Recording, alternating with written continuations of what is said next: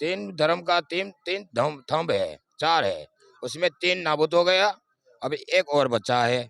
जिस दिन वो नाबूद हो जाएगी तेरी दुनिया नाबूद हो धारा, वो हमारी शोभा है कि साधु ऋषि मुनि कहीं भी रहेगा, उसके ऊपर जटा रहेगी तो एक स्वरूप हो जाएगा भगवान भोलेनाथ का साथ साथ। और एक माना जाएगा, कोई भी संसार में आएगा तो उसको ऋषि मानेगा। बाकी ऐसे तो नहीं कि मुंडन करके और घुटने में बाल रख के और बैठेगा तो उसको ऋषि नहीं माना जाता है क्या। मेरी मौजूदगी संगम नगरी प्रयागराज में है और जैसा कि आप फ्रेम में देख पा रहे हैं, हमारे साथ हैं नागा साधु जी। और ये यहाँ पर जो इस बार जो महाकुंभ चल रहा है, ऐसा माना जाता है कि सनातन पर्व में जो है महाकुंभ, जो हरिद्वार, प्रयाग, उज्जैन, नासिक 4 जगह पे जो महाकुंभ का आयोजन होता है, उसमें प्रयाग का विशेष स्थान है। तो मैं गुरुजी से जानने का प्रयास करूँगा कि आखिर ये नागा साधु होते क्या हैं और प्रयाग में साधना का क्या महत्व है गुरुजी?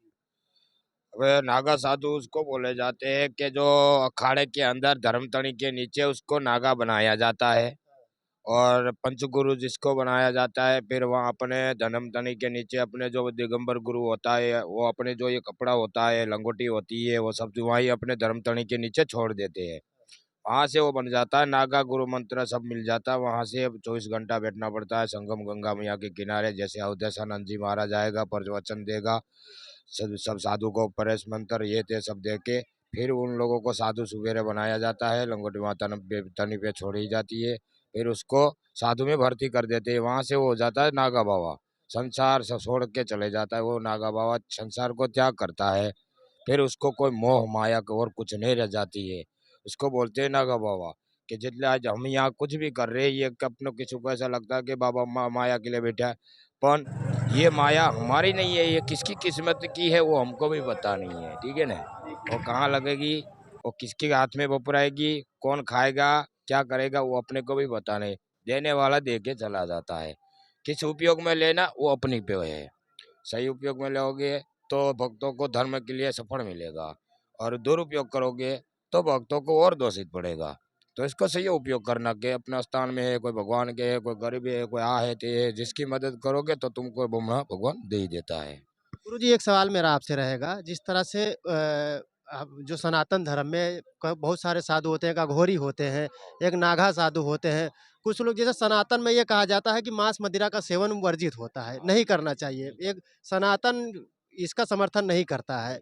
लेकिन कुछ नागा साधु हमने देखा बहुत सारे मीडिया चैनल पर आते हैं और वो दिखाते हैं हम जो है मुर्दा खाते हैं, ये खाते हैं, वो खाते हैं। ऐसे नागा साधुओं को आप क्या कहना चाहेंगे? देखो, मैं ये कहता हूँ, कोई कहता है कि मैं मुर्दा खा जाऊँ, कि मैं ये कर लूँ, ये बात में तो कोई माल नहीं है। पर हाँ, जहाँ वो बैठेगा जिस शमशान पे उसको सिद्धि जरूर प्राप्त होगी।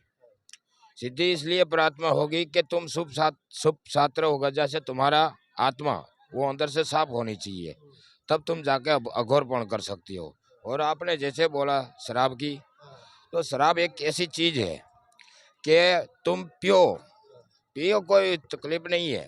साधना करो, पी के तुम साधना कर सकते हो, उसकी भी कोई तकलीफ नहीं है। पर जो शराब पी के बेकार काम करेगा और शराब पीने से जो कोई उल्टा काम करेगा तो वो दोषित है।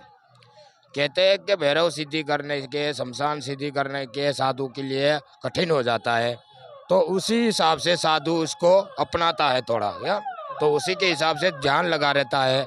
जैसे अपने गांजा है, अपने जड़ी बूटी अपने पी लेते हैं तो अपने भजन में मगन हो जाते हैं कि चलो भाई 5 मिनट बैठा तो उसको शांति हो जाएगी आत्मा को, चिलम पीते ही तरह वो बैठ जाएगा। जब तक उसको चिलम नहीं मिलेगा, दुनिया से मोह माता माया खत्म हो जाता है।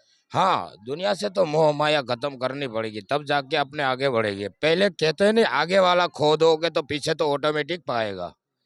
तो आगे से खोओगे, जितना अपने को कुछ भी मिला है उसको तुम आगे छोड़ दो, और फिर आगे तुम चलोगे तो और आगे मिल जाएगा तुमको। गुरुजी, अभी 10 डिग्री तापमान है। हम लोग इतना जैकेट पहने हैं, फिर भी हमको ठंडी लग रही है। आपको ठंडी नहीं लगती है, क्या कारण है? देखो, ये ठंड के हिसाब से ये मतलब होता है कि हमारा शरीर बचपन से लोगों, हमारा जैसे हमारा गुरु लोग को होते हैं, हमको जो विद्या देते हैं, जो विद्या पढ़ाते हैं अपने को, जो ये सब कुछ अपने को करवाते हैं गुरु महाराज, पूजा पाठ हवन, कि उससे तुम्हारा शरीर तंदुरुस्त रहता है। क्या रहता है? शरीर रहता है तंदुरुस्त, कि साधु को कहीं भी हिर चला जाएगा तो साधु शरीर को तंदुरुस्त करके चलेगा, उसका उतना वो वजन है। और बाकी तो भगवान उसके ऊपर साथ में है, उसका आशीर्वाद है ही। और 4 गुरु महाराज का हाथ भी है, उसको कुछ भी नहीं होने वाला क्या। अच्छा, जो नागा साधु होते हैं, वो ज़्यादातर किसके उपासक होते हैं? ऐसा मेरे बहुत सारे दर्शकों का सवाल है। जो नागा सन्यासी किया जाते है वो सबसे बड़ा भोलेनाथ का उपासक होता है। कहते हैं श्रेष्ठ में श्रेष्ठ भोलेनाथ होते हैं कि जो उसके शिव गण सब कुछ, भूत गण शिव गण सब उसमें आ जाता है भगवान उसको शिव जी में क्या। तो आज हमारी भी एक नागा सन्यासी की फौज है, वो भगवान भोलेनाथ की स्वयं फौज है। जो आज वो कहीं भी जाएगी, वो नागा साधु बन के कहीं भी रोएगा, कुछ भी करेगा तो उसको धर्म, क्योंकि आज हम लोगों यहाँ है, समझ लो कि आज हम यहाँ प्रयागराज में आए तो हम भजन कर रहे हैं, तो ये भजन हमारे के लिए नहीं कर रहे हैं, ये भजन हम पब्लिक के लिए कर रहे हैं कि हमारे पास कुछ होगा तो अब हम इनको देंगे। जब हमारे पास है ही नहीं तो मैं इनको क्या दूंगा। कहते हैं कि कुएं में पानी बगैर ना तो जल बिना तो कुछ नहीं होता है। तो कुएं में पानी होगा तब वो आएगा कूड़े में पानी। तो ऐसा होता है भैया सन्यासी। गुरुजी, ये बताओ, आपका केस मैं देख रहा हूँ इतना बड़ा आपने बांध करके रखा है। हम लोग का ज़रा-सा थोड़ा-सा बाल बड़ा होता है, दिक्कत होने लगती।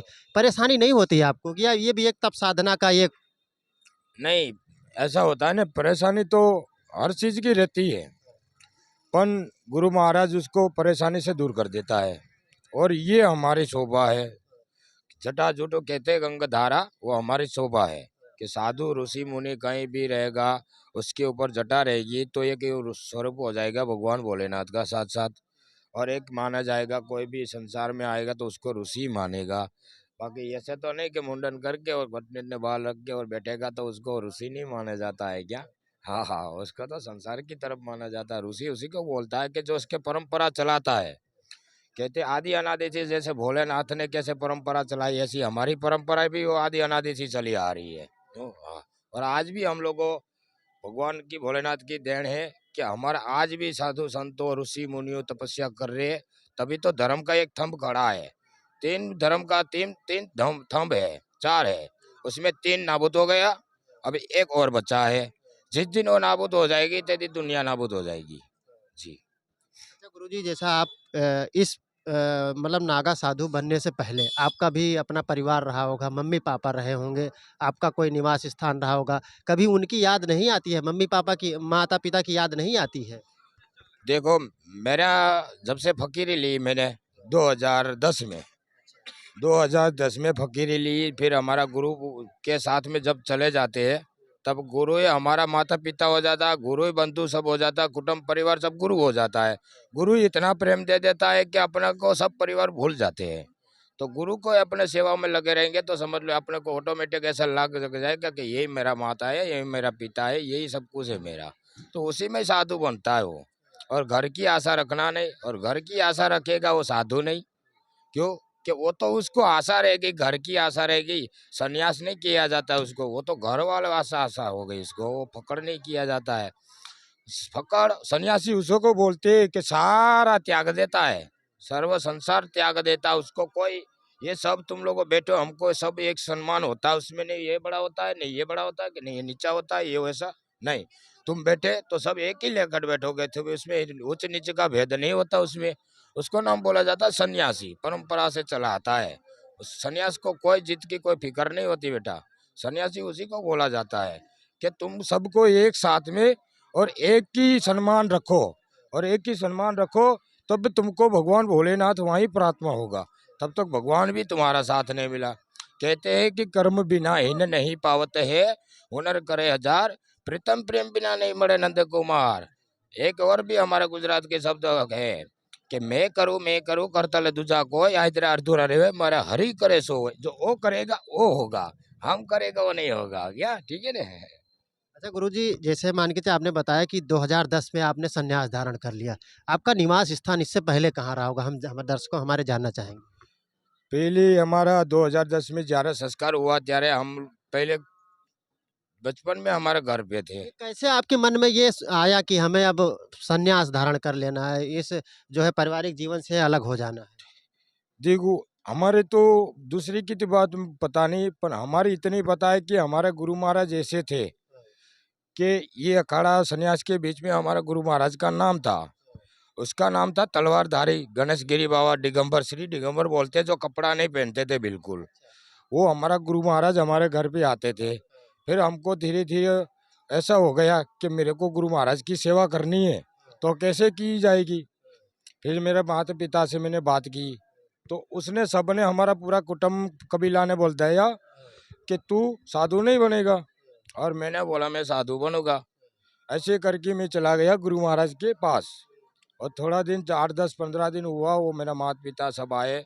फिर गुरु महाराज को समझाया, तो गुरु महाराज ने मेरे को भी समझाने की कोशिश की कि बेटा तू घर पे चला जा, तेरे को जो चाहिए मैं दे दूंगा, तू बोले वो मैं करना तैयार हूँ। तो मैंने एक जिद ही पकड़ी कि नहीं गुरु महाराज, मुझे तो ये सेवा करनी है तुम्हारी और ये भगवान भोलेनाथ की, जो तुम करने दे रहे हो तो करेंगे, न कि हम दूसरे कहीं चले जाएंगे। तब मेरे गुरु महाराज ने, मेरा कुटुंब परिवार ने मुझे वहाँ गुरु महाराज के चरणों में अर्पित किया गया कि अच्छी ये बेटा आपका, हमारा बेटा नहीं, आपको कोर्ट में लिख के दे देते हैं। फिर उसने कोर्ट में लिख के दे दिया कि भाई ये बच्चा आज से बाबा जी का, बाबा जी राखे, या चाहे मार दे या चाहे इसको बना दे, वो सब बाबा जी का। हाँ, तब से आज हम साधु बन के इतनी उम्र में यहाँ बैठे हैं भगवान।